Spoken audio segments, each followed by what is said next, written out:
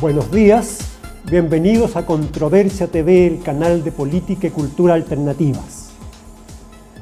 En esta nueva edición nos acompañan Fernando Sayé y Pedro Anoviés, y tenemos el placer de traer ante el público al escritor y periodista mexicano José Luis Ontiveros, autor de libros como El húsar negro, Apología de la barbarie, El hotel de las cuatro estaciones, publicados en México, en España, en Argentina, colaborador durante mucho tiempo del suplemento literario 1+1 del principal diario de México, Excelsior, colaborador de la revista Ciudad de los Césares casi desde su fundación, quien se ha definido en una situación de exilio interior con respecto a su país. José Luis Ontiveros, buenas tardes. ¿Cómo estás, Erwin? Me da mucho gusto estar en Chile. Qué bueno, mucho gusto tenerte entre nosotros también. Quisiéramos saber, ¿cómo te defines, en primer lugar, con respecto a la literatura mexicana? Octavio Paz, en primer lugar. Pues creo que soy un francotirador, un trotabosques, un tipo de anarca, absolutamente anómalo en la sociedad chichimeca, en el gueto de oro mexica. Más bien soy un tipo de escritor que parte de la gran tradición hispánica. Se me ha acorralado, se me ha perseguido, se me ha etiquetado, demonizado. Mi labor es más reconocida, por ejemplo, en España, en el mismo Chile o en Argentina, que en mi propio país. En mi propio país soy un forajido peligroso, una bestia negra, de lo cual me siento muy orgulloso. Eso sería mi presentación. José Luis, yendo un poco en esa línea de lo que tú bien te has descrito a ti mismo, vivimos en una época, podríamos decir, de un pensamiento único, con una hegemonía cultural, que todo aquello que no es perteneciente o que puede ser catalogado o pertenecer a la izquierda o a la derecha, como se define tradicionalmente, queda sencillamente relegado. En ese sentido, tú que te has sido relegado, ¿qué posibilidad tienes de poder expresarte dentro de esta hegemonía cultural? Realmente es una exigencia con la propia escritura, con el alma interna, con el poder del ángel que se manifiesta de pronto sobre tu propia poquedad literaria. Esto se da como el espacio metafísico del ser, y la escritura habita y se manifiesta como un poder que frente al cual lo único que te queda es inclinar la cabeza y sujetarte al rayo y a la tormenta. Esta es la soledad y este es un campo en que solamente tú librarás la lucha. No hay manera de retroceder y tu honor te obliga a combatir. Tu forma de combatir es la espada y la palabra. La palabra se vuelve entonces himno y canto. Este es el sentido que le da Ezra Pound al arte de la escritura. Ese es el sentido profundo que le da Hölderlin. Es el sentido de un dictamen, de un factum, de un poder que está más allá de las categorías humanas. Lo último que queda en este mundo es un poeta que cambia los pueblos, como lo afirmó José Antonio Primo de Rivera. Nadie puede mover a los pueblos más que los poetas. Y el poeta, en el sentido no del versificador, sino del que asume la palabra como una bendición, como una unción, es la antena de la especie que dice el gran Pound. Pound es el ejemplo del escritor indoblegable, como todos estos escritores malditos, True de la Rochelle, Céline, Monterland, el mismo Borges, con sus características peculiares dentro de la sociedad argentina y en el magma popular peronista. Y yo diría que este es el destino de todo verdadero escritor. De ahí que tengamos una revuelta constante contra el dominio usurocrático en la literatura, que está basado en la mercantilización bestsellérica y no en la necesidad del arte. Tú has mencionado algunas otras bestias negras fuera de José Luis Ontivero. Has mencionado bestias negras como Luis Ferdinand Céline, Ezra Pound, Ernest Junger, también podríamos incorporarlo, ¿ah? Yukio Mishima. Claro. ¿Qué pueden decir al público lector de hoy de los distintos pueblos del mundo estas bestias negras? Esto es un tema, bueno, del que me he ocupado en la apología de la barbarie, un libro mío que ha tenido buen fario, buen destino. Y en él me ocupo de Junger, Mishima y Pound, una trilogía de malditos. Y ciertamente yo diría que estos escritores revelan el poder que hay en cada pueblo, en sus raíces identitarias, en su sentido axiológico, en su ser interno y en el poder fundante de la palabra. Ningún pueblo puede vivir sin grandes escritores.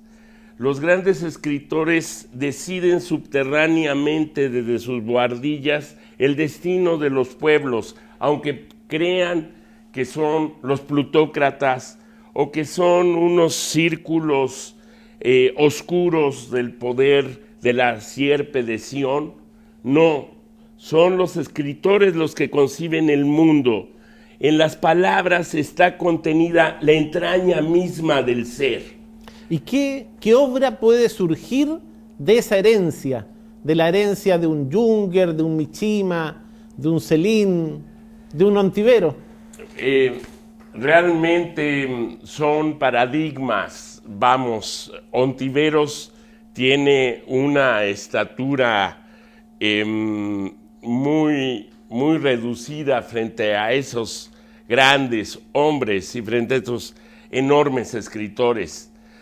Es en esa poquedad literaria en la que yo reconozco que mi sentido del escribir es por la trascendencia y por una exigencia de excelencia, una literatura difícil y ardua, no una literatura fácil en cuanto al consumo del lector promedio que lo único que quiere es entretenimiento. Aquí va a encontrar en lo ontivérico espinas y un caminar difícil y un planteamiento que lo sacuda. Si no, no tiene ningún sentido el escribir. Por un mero preciosismo, la literatura sería baladí, la literatura sería entonces diletante. Y para ello ya están todos los premios que entrega desde la Academia los suecos. Y hasta los incas que luego se agachupinan como Vargas Llosa. Es decir, todo ese tipo de escritores encaramados en la fatuidad, en el éxito mercantilista, no son más que mercaderes que se valieron de las palabras como mercancías. José Luis, pero yo te oigo escuchar y me da la impresión de... Me ha recordado Tempestades de acero, de Junger, en la cual veo un hombre inmerso en una guerra, donde las balas le van zumbando por encima de él o por el costado, y aún así te mantienes impertérrito, porque ya la guerra está desatada, una cosa así te veo. En ese sentido, con la potencia, como lo estás diciendo, ¿cuál de tus libros es el más importante? Sí, es difícil hablar de importancia, pero ¿cuál es para ti el que más sangre y sudor ha costado? Esa es una pregunta que no sé si es el parto de los montes también, ¿no? El que nace un ratón, pero podría decir que el Hotel de las Cuatro Estaciones, es que ahí es difícil por la narrativa, por el ensayo. Puedo decir que quizás de lo que estoy más orgulloso es de mi serie de ficción, de relatos, desde La Treta de los Signos, Cíbola y El Húsar Negro, que considero que se complementan y formarían un solo libro de relatos. Pero siempre esta es una visión muy solipsista. Pero, y volviendo al tema del Hotel de las Cuatro Estaciones, un hotel que significó mucho en la realidad dentro del acontecer histórico. ¿Por qué el Hotel de las Cuatro Estaciones? El Hotel de las Cuatro Estaciones se refiere al último mártir del siglo XX, Rudolf Hess, a la máscara de hierro de Spandau. Don Miguel Serrano, al que considero un símbolo de la literatura iberoamericana, no solo chilena, don Miguel Serrano quizá pensó que debía yo haber escrito una obra épica. No me hizo una crítica abierta, pero de alguna forma me sugería que me fuera a la épica. Creo que también el humor, cuando trata un asunto tan terrible como los sufrimientos de Hess, el dolor alquímico, esta profundidad de su testimonio, esta entrega tan completa, tan enternecedora, tan profunda a la verdad, que es la verdad del ser, que es la verdad del héroe, que se mantiene indeclinable. Pero yo siento que en el Hotel de las Cuatro Estaciones lo que estoy diciendo es que desde Spandau, Hess mantuvo el eje mismo, el centro del poder, nunca cedió, nunca se entregó a los verdugos. Creo que Hess es un símbolo literario en su propia existencia, desde su nacimiento misterioso en Alejandría, desde su iniciación en la Logia Thule. Todo en Hess confirma que el nacionalsocialismo se erige como un orbe de símbolos muy superiores a lo político y en torno a un altar metapolítico, con dagas, nivelungas, que eso le hubiera gustado a don Miguel. Sí, perdón. Lo que dice de Hess en Spandau me recuerda de alguna manera la figura de Job, como la trata Jung en el libro de Job. No sé si te hace sentido esa analogía. De alguna manera creo que todo hombre auténtico tiene que sufrir más que el hombre mediocre. Y que esa dosis de sufrimiento interno, ese desgarrarse, es lo que marca lo excepcional.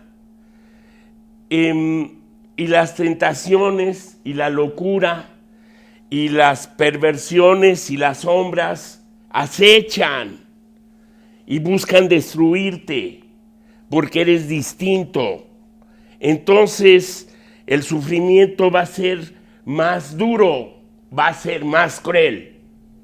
Y debemos estar dispuestos a la entrega, a la oblación, al sacrificio. Sí, José Luis, hay dos escritores que son poco conocidos en Chile, pero parece que han significado mucho para ti. Uno de ellos es Salazar Mayén y otro es Jiménez Caballero, ambos contemporáneos de nuestro Vicente Huidobro, pero ubicarlos y tal vez su significación en la literatura del siglo XX. ¿Qué nos puedes decir de ellos? Bueno, yo soy un discípulo de don Rubén Salazar Mayén. Rubén Salazar Mayén es un escritor marginal en la literatura mexicana, pero... Paz, parece. Exactamente. Muy acertado, los plagios de Paz en El laberinto de la soledad. Gran parte de las tesis de Paz están expuestas anteriormente por Rubén Salazar Mayén. Y dijo Paz cínicamente que el león se alimenta de cordero. Es decir, que él tenía una fuente subterránea, que era Salazar Mayén, y una fuente abierta que era Samuel Ramos. Entonces,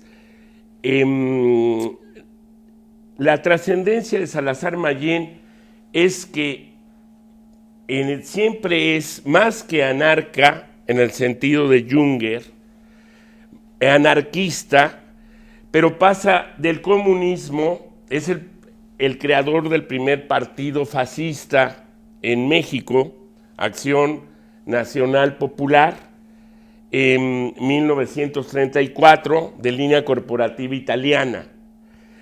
Y luego que produce esta ruptura con todo el sentido rebañego y la dictadura del mandarinato, una nomenclatura letrada que tuvo en su poder la literatura mexicana y que era un grupo que se decía marxista, porque realmente son más bien mequetrefes y pequeñas almas que marxistas o lo que sea, como Monsiváis, como José Emilio Pacheco. Este tipo de dictadura de lo bien pensante ya está agónica.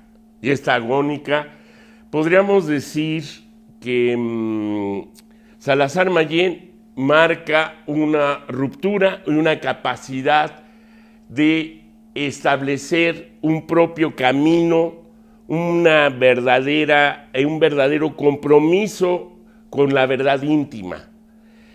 Y por la parte de Jiménez Caballero, tuve la fortuna de tratarlo. Jiménez Caballero es el gran vanguardista, que yo creo que a la altura de Huidobro, y de esta relación con Jiménez Caballero surge también mi admiración por una vanguardia rupturista. Veo también en Jiménez Caballero el símbolo del escritor que se mantiene firme ante los cambios políticos, que tiene su orbe de significados y no va a buscar en el poder la salvación sino en la propia obra. Esta es para mí la característica fundamental del verdadero escritor. No se basa más que en su propia escritura, en su propio ser. No tiene, si tiene relación con la política, es puramente accidental y la trasciende. O sea, podríamos decir que es una especie de literatura hermética en donde la persona escribe para sí mismo. Fundamentalmente escribe por una necesidad del alma, que decía Rilke. Quien no tiene esa necesidad no es escritor. Si se plantea de manera definitiva, no podría vivir sin escribir. Ese es el verdadero escritor. Tú has mencionado grandes autores de Europa, de México, de Norteamérica. ¿Vislumbras alguna nueva pluma en nuestra América castellano parlante que apunte en esas mismas direcciones? Bueno, que en este sentido creo que hay un joven escritor chileno que es colaborador de Ciudad de los Césares, que es Sergio Fritz Roa. Yo creo que Fritz Roa une la capacidad tanto del ensayo como de la ficción. Veo un perfil muy interesante en Sergio Fritz Roa. Muchas gracias, José Luis. Ha sido un placer tenerte con nosotros. Buenas tardes, señores telespectadores. Gracias.